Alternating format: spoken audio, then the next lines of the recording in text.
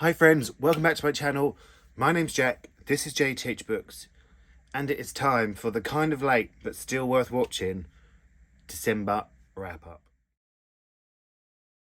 So yeah, like I said, it's a little bit late, but you know, we had all those New Year's and you know, I had the top 10 books of the year video come out, link down below if you want to watch it, and the anticipated reads of 2023, link down below if you want to watch it, and this just got a bit pushed back. I'll be surprised if I remember any of these books are about. I'm joking. Good brain up here.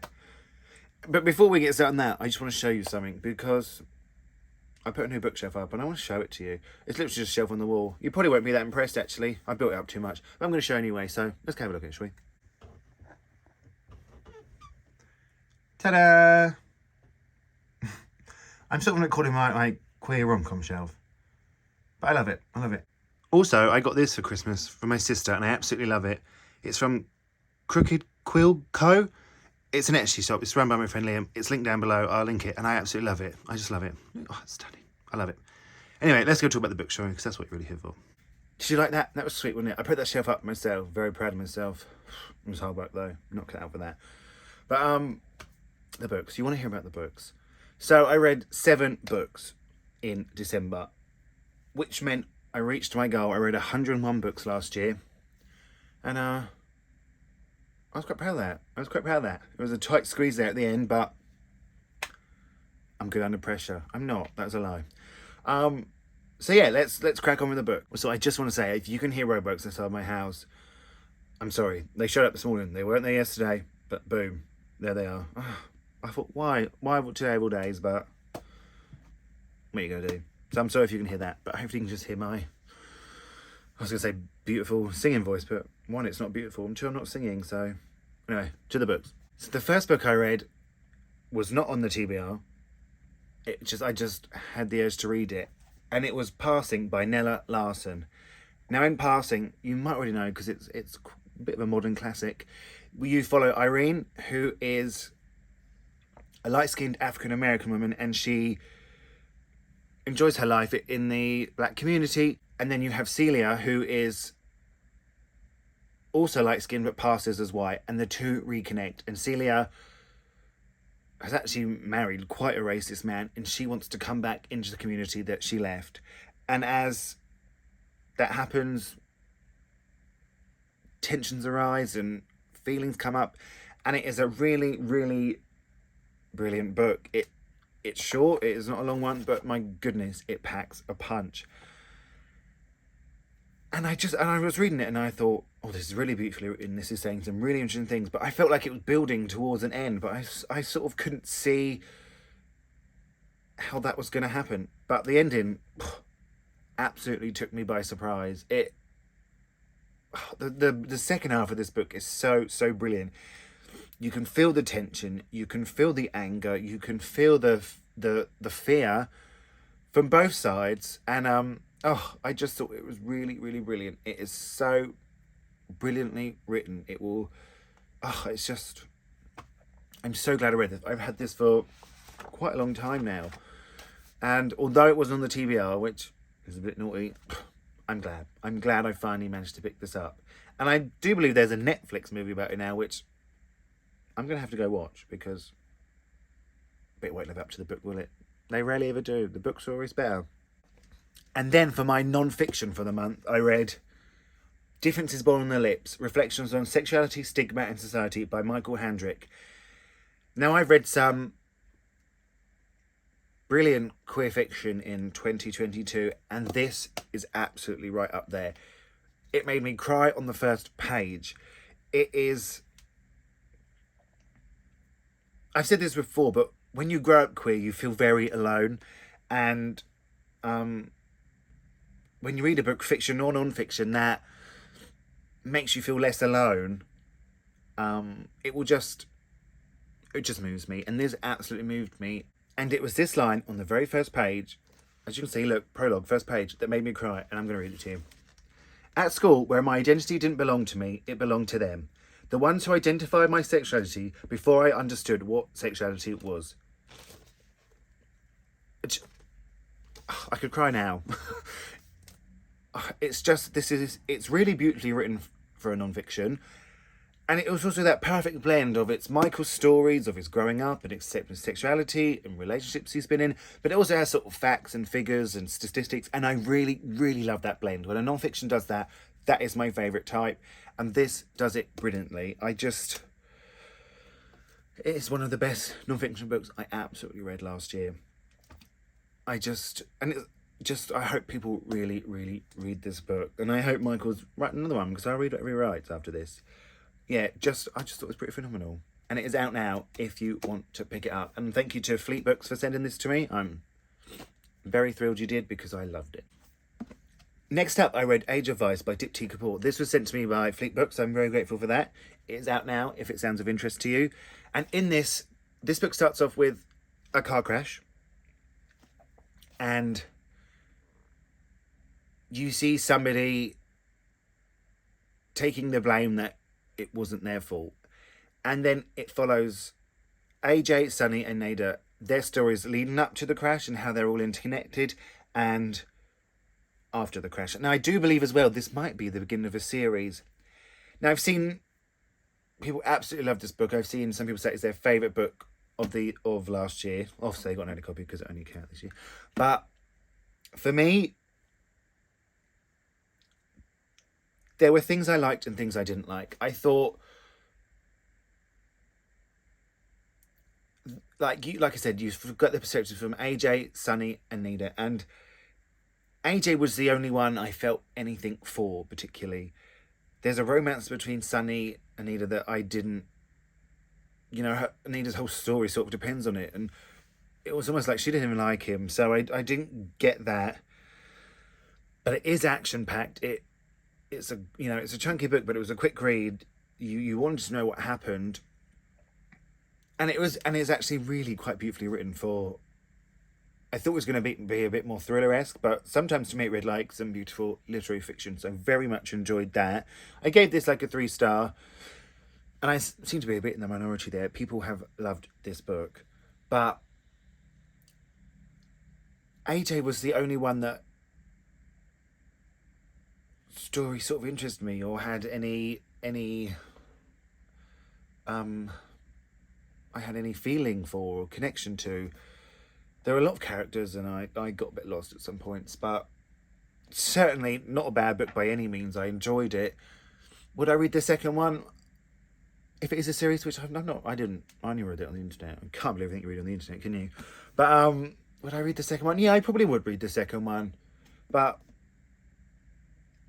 it definitely gives you the thrills and it gives you the page turn aspect, if that's what you're looking for. That is beautifully written. That really, bumped this up for me was the writing. So it's out now if that sounds of any interest to you. I probably didn't make it sound that great, but I did enjoy it. It just, it wasn't my favourite of the month. Sorry if I've moved positions, because as you know, whenever I decide to film something, somebody knocks at the door. And next up, I read 1,000,000 by Jthbooks. Now this is about 4 girls who sneak on board the Titanic, and they are stealing a precious book that is covered in jewels, and it's going to make them rich and their new life in America. Now this is a young adult book, and Jthbooks has written The Henna Wars and many other books. This is my first by her, and it certainly won't be my last. I really, really enjoyed this. It is basically a heist on board the Titanic. I mean, what more do you really want? It's very quick paced. It's not, like 2 of the girls are very much in on the crime, and the other 2 have to be brought on, and they're brought on very quickly. I mean, it's quite a long book, but it's not that long to like really flesh things out. So it's just very quick paced. But I really, really enjoyed it. I enjoyed all the 4 main characters. I enjoyed the romance. This is a sapphic book, so Jthbooks always writes sapphic books or with bi characters, always queer books, which we love. But I could have done with the romance being a little bit more fleshed out, I guess. But I really enjoyed the house. That's just, I loved it in being aboard the Titanic. And the ending, you sort of can guess how it's going to end just because you know the story of Titanic. But like, you're still intrigued because you don't know, will any of them survive? Will all of them survive? If they don't, which ones will and which ones won't? So that is really interesting. And it is quite sad at the end, to be honest. I did feel, what's the word? I did feel emotional attachment to all four characters. And as a four, I wanted them to succeed. But maybe it's just that the romance could have been a bit more for me. But I think it is more of a heist book than a romance. You're there for the heist, so bear that in mind. But yeah, it still really will not be my last book by this author. I really, really enjoyed it. And again, it was another super quick read. Like, I wanted to see if they succeeded, I wanted to see. And yeah, it's just another really enjoyable one. This was really kindly sent to me by Team BKMRK. So, and it is out now. It came out early in the year. If you've got some Christmas vouchers, if you're looking for a sapphic YA heist book, I've got it. It's here. And the cover, this is the proof copy, but the cover is actually really beautiful. So it'll look beautiful on your shelves too. And then this next book I read in the week leading up to Christmas, and it was the perfect Christmas read for me. I think I finished it Christmas Eve. Perfect. It was You're a Mean One, Matthew Prince by Timothy Janowski. Now, in this, we follow Matthew Prince, who is, he's young, he's rich, he's sort of a minor celebrity, really. He's very much tabloid fodder for the tabloids. And he buys a private island for sort of some music festival, and his parents are like, no, you're going, spend some time away from all this. You're going back to the small town which his mum grew up in with his grandparents. And then so he can get home for his New Year's Eve party that always throws with his best friend, he agrees with Hector, who helps out his nan and granddad, to throw the charity gala for the town. And he hopes that when his parents see that, they will let him go back early and get home for his New Year's Eve party. And I just love this. I really, really love this. Like, queer rom-coms, they're new to me. I've read Never Been Kissed by this author, and now this one, and I'll be reading whatever he writes. It's that simple. It was festive. It was sweet. I mean, Matthew isn't always likeable, but I don't think he needs to be. Like, if he was likeable at the beginning, then the change wouldn't work. I really loved the romance in it. I could just read a book about Matthew and Hector just being happy, just like living their life, being happy, like, washing the dishes and putting the laundry on. I could just read that and I'd be very happy. But I think it's got some great representation in here. It's got a great romance. Oh, I loved it. If you're looking for a book for next Christmas, I know I shouldn't be talking about that. I'm sorry. That's, pretend I didn't say that. But this would be a good one. I'm already looking at my Christmas reads for this year. So I just loved it. I'll read whatever he writes. He's got one coming out in August, and I'm ready. I will pre-order that book. I loved it. And this was sent to me by Source Books, so thank you very much for sending that to me. It is out now. Like I said, if you're looking for Christmas next year. Oh, I loved it. Then next up, I read Really Good Actually by Monica Heisey. Now, Monica's a writer from Schitt's Creek, so if you are a fan of Schitt's Creek, which I am, this could be for you. It definitely has some Schitt's Creek vibes, isn't it? Schitt's Creek vibes. That was hard to say.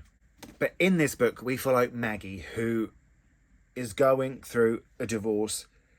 And it's just it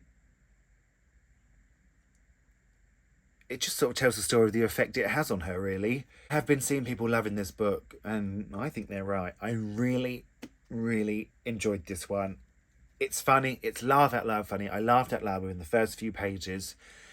And it is also quite moving at times, really. Maggie is a great main character to follow. She's not always likeable, In the novel, her friends get sick of her. And as a reader, sometimes you can't help but get sick of her. You don't want to, but you can't help it. But then I thought, oh no, that's the author doing their job. They're making this character that is sometimes tough, to deal with, but you still want to see them win. You still want to see them get through this. And it just really delves into heartbreak and that divorce is like a grief, and, you know, how you can get very selfish from it and how getting back out there is hard. And I just thought it was brilliant. It was like a conversation with a friend that you wanted to see win. That's what it was like. It's just been as good as everyone says. Now, this is out January. It comes out this month. January the 19th in the UK. The UK cover is orange. This is a very lucky proof that's sent to me. I do believe it's signed. I'm going to check. Yeah, look, number 35, signed. So, I really, really enjoyed this one. It just makes me smile. It makes me smile because it was funny. It is genuinely funny. I don't really laugh out loud at books, but I did at this one. Like I said, it will be out January 19th. And then lastly, it was the book you voted for. Now, the book you voted for to win was The House in the Cerulean Sea by T.J. Klune. Since you all voted for that, I don't really explain what this is about, but it is about a man whose name I cannot remember. Oh. This is about Linus, who does his job and he just goes home. And he gets, because he's sort of so good and so detached at his job, he gets sent to this island where his bosses want to sort of investigate what's going on and make sure everything's untoward. Not untoward with these magical children.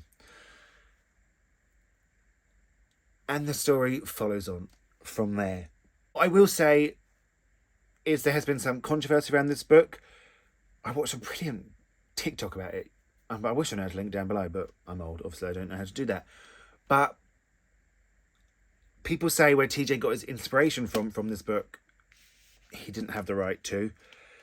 He has apologised, you know, and says he'll do better. So you have to believe that. But if you want to know about the, you know, what people are saying that something he shouldn't have done, then I would highly recommend looking it up before you read it.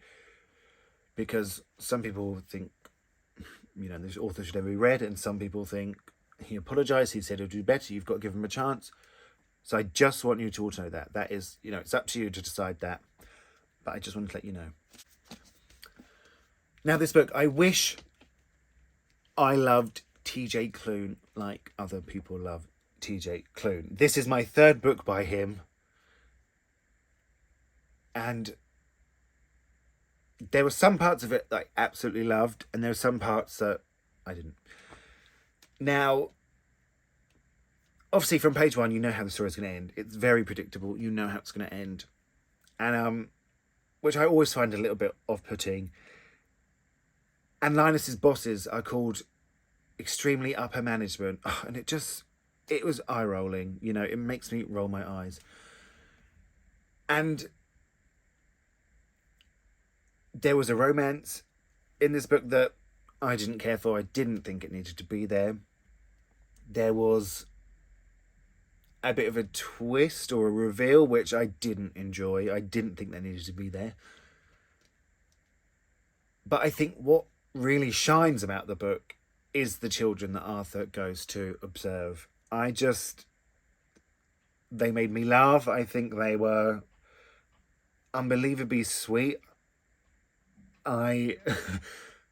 Their connection with each other, I absolutely 100% believed. I thought that was so brilliantly done.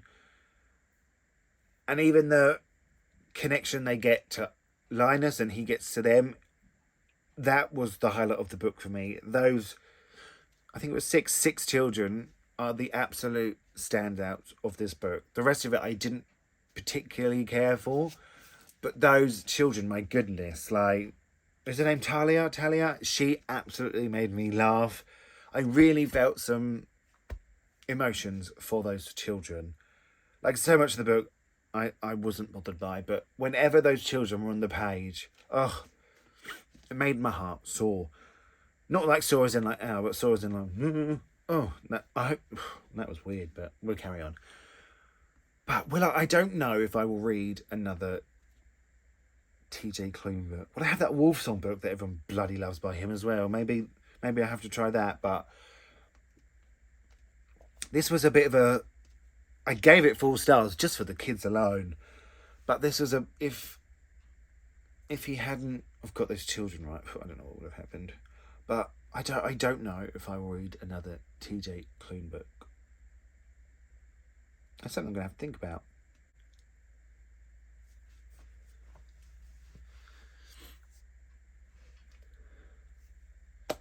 So that was it. That was my reading wrap up for December. 7 books.